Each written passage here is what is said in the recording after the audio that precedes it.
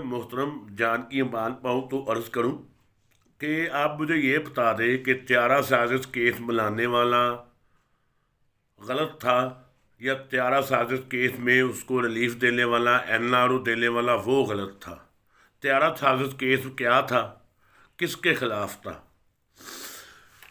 ایک بندے 3 دفعہ کا وزیر اعظم ہے، اس کا پاکستان کے خلاف بیان بھارت بطور ثبوت عالمی عدالت انصاف میں استعمال کرتا ہے، وہ غداری نہیں ہے کیا؟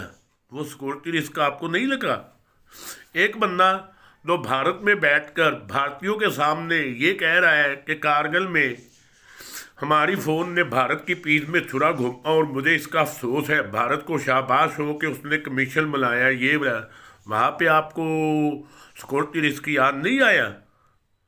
ایک بندہ ڈال لیکس کے ذریعے فوج پر پریشر ڈلواتا ہے، فوج کی اندرونی باتیں لیک کرتا ہے، ساری دنیا کو پتہ لگتی ہے، وہاں پہ آپ کو یاد نہیں آیا سیکورٹی رسک؟